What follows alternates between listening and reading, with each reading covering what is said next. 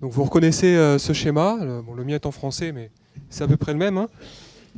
Au cours de la levée de dormance chez le tournesol, ce qui passe au cours de la conservation au sec, on a donc une accumulation de forme active de l'oxygène.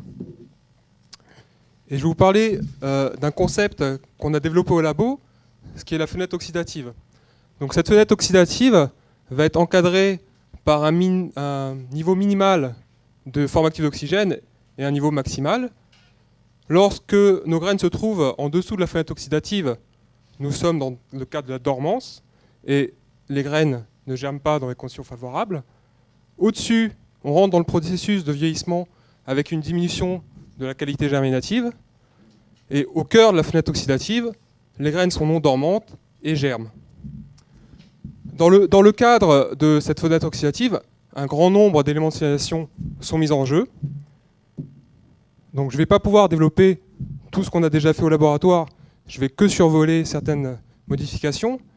Donc on a déjà pu démontrer le rôle de la carbonylation des protéines au cours de la levée de dormance du tournesol. La carbonylation étant une modification irréversible des protéines, une oxydation, qui conduit in fine à la dégradation des protéines via le protéasome 20S. Plus récemment, on a pu étudier l'ubiquitination des protéines toujours au cours de cette levée de dormance. Donc on a fait deux choses. On a étudié l'activité du protéasome et son implication dans cette levée de dormance. Et on a pu également identifier un certain nombre de cibles putatives de l'ubiquitination. Moi, je vais vous parler aujourd'hui d'une autre modification post-traductionnelle, une modification réversible, une oxydation réversible, qui va toucher la méthionine.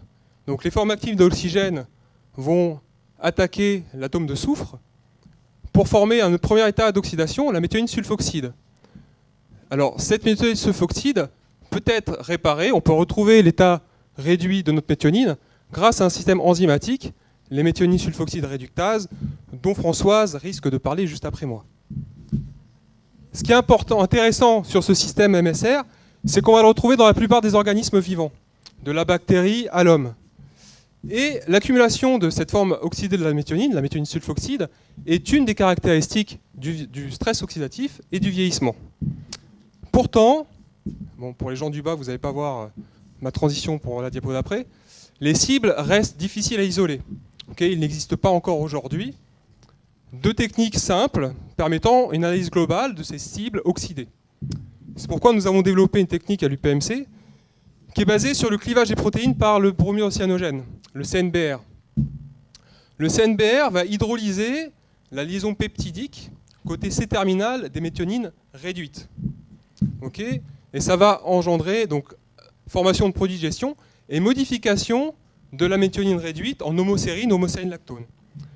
Le point clé de la technique est que la méthionine oxydée va entraîner une absence de clivage.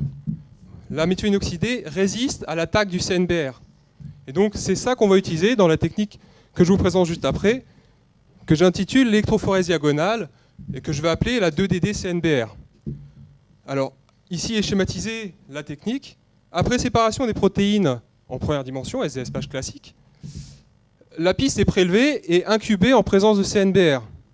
Puis, la piste est déposée au sommet d'un deuxième SDSPH pour effectuer une deuxième dimension et permettre la séparation des produits de clivage.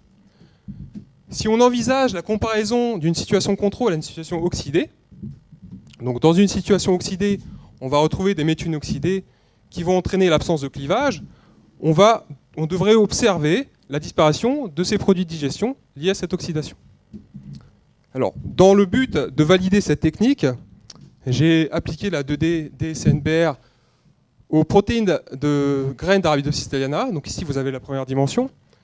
Et ici, le profil obtenu de ces protéines de graines par la technique de DD-CNBR.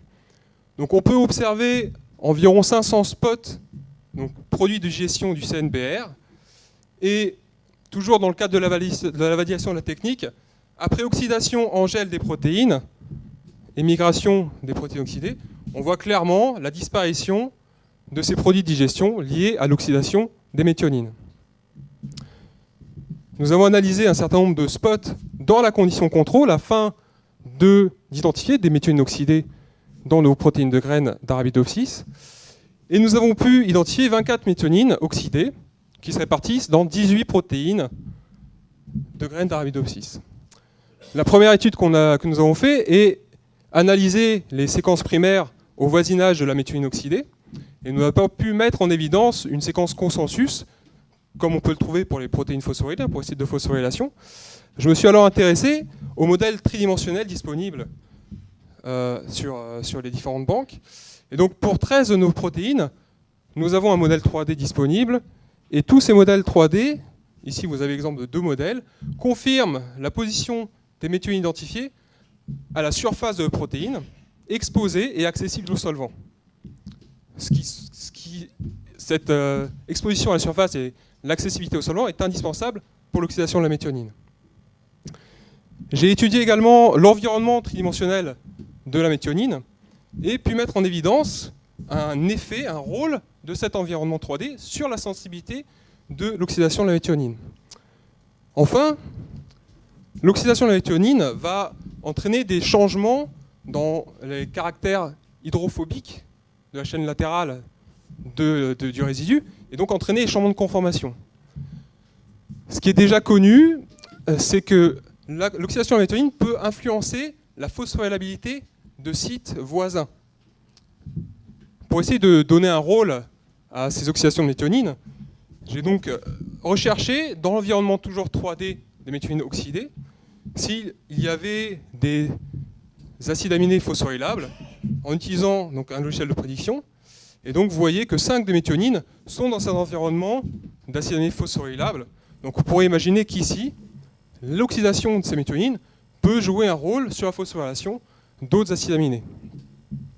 L'oxydation de la méthionine peut également être protecteur quant à l'oxydation d'autres acides aminés. On sait que 5 des protéines identifiées ont déjà été identifiées comme étant carbonylées. On peut imaginer, dans le cas de ces méthionines oxydées, l'oxydation de ces méthionines changeant l'environnement tridimensionnel, donc pouvant protéger ces protéines de la carbonylation. L'identification donc possible en utilisant l'identification des protéines contenant des méthionines oxydées est donc possible en utilisant cette technique de DDC-NPR que j'ai déjà appliquée à l'étude du vieillissement des semences de tournesol. Donc ici, vous avez un test de germination qui présente donc la germination du tournesol contrôle et puis ayant subi un vieillissement accéléré 3 jours, 5 jours, 7 jours et 9 jours. Donc vous voyez la diminution de la qualité germinative. Quand on applique le 2DD-CNBR au tournesol, on observe la variation dans le profil, la disparition de spots, qui semblerait indiquer une augmentation de présence de méthionine oxydée. Je vous rappelle que l'accumulation de méthionine oxydée est une des caractéristiques chez tous les organismes du vieillissement. Donc si je reviens un peu sur ce schéma synthèse, j'ai ajouté au ROS bien sûr la balance ABA-GA qui joue un rôle clé dans la levée de dormance. Donc on a déjà pu mettre en évidence le rôle de l'ubiquitination, de la carbonylation dans cette levée de dormance. On sait que des éléments de stimulation hormonaux sont également régulés par ubiquitination. La phosphorylation, qui est un de mes prochains projets, est également au centre de cette régulation de la balance hormonale ABA-GA. Aujourd'hui, je vous ai parlé de la méthionine-sulfoxydation. On sait qu'il y a des liens clairs entre méthionine-sulfoxydation et phosphorylation. L'accumulation d'oxydation de méthionine sur la surface des protéines cause leur dégradation par le protéasome 20S. Et également, on sait que c'est une caractéristique clé du vieillissement. Ici, vous avez 4 modifications post-traductionnelles qui pourraient expliquer un certain nombre de choses sur cette levée de dormance, la germination et la longévité. Il en reste 296 à étudier, car il y a à peu près 300 modifications post-traductionnelles. Autant dire qu'il reste encore un peu de travail. Je tiens à remercier l'équipe, bien sûr, Biologie des semences, particulièrement Eva Kalamba, qui est une postdoctorante polonaise avec qui j'ai eu la chance de travailler cette année. Et bien sûr, l'équipe du Moulon, PAPSO, sur J-sur-Evet, qui a permis toutes les identifications par spectrométrie de masse. Et bien sûr, vous, je vous remercie.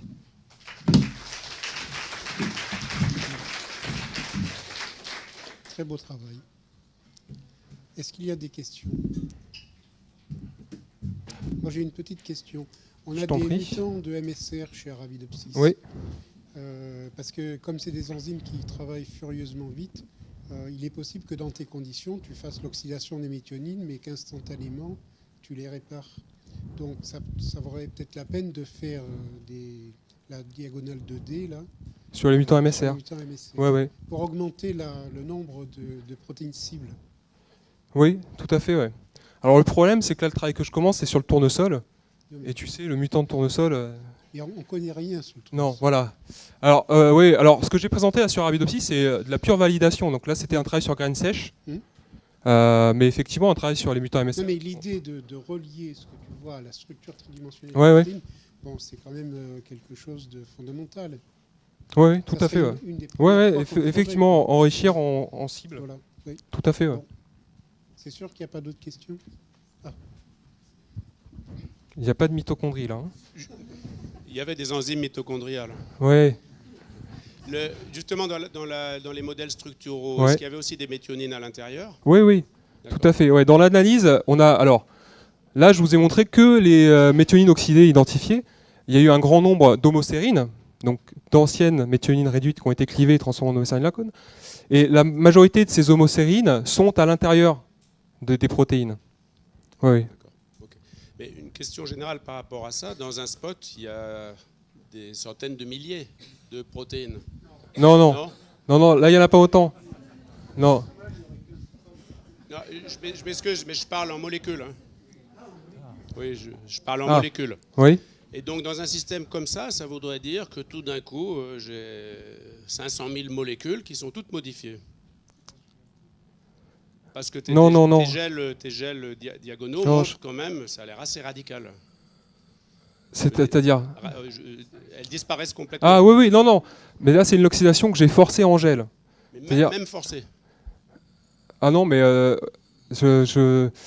l'oxydation que je fais, effectivement, elle oxyde totalement les méthionines. D'accord. Parce qu'on a identifié également des spots dans ces conditions oxydées, et toutes les méthionines identifiées sont oxydées. Il n'y a pas d'homocérine lactone. Oui, toi tu connais ce travail. Avant de faire une analyse globale, j'ai travaillé sur la BSA, sur une seule protéine, et j'avais caractérisé les choses à fond. Par rapport justement à cette position très intéressante surface ou intérieure de méthionine, est-ce qu'on connaît la réactivité du bromure de cyanogène sur ces mêmes méthionines qui sont internes aux protéines? Alors là, quand moi j'utilise le CNBR, les protéines sont débobinées, puisque c'est en SDS page, donc elles sont dénaturées. Ah oui, en SP. Ouais. Mais j'ai à l'idée d'essayer de faire en native, pour justement essayer de voir. Mais là, c'est pareil. Il peut y avoir une susceptibilité à ces différences. Oui, mais peut-être pas dans ce cas-là. En cas linéaire, le rendement est assez bon. Là, ce qui est important, c'est qu'il y a un grand excès de SNBR par rapport à la quantité de protéines. Mais ça, c'est aussi... vous pourrez le lire peut-être dans quelques mois.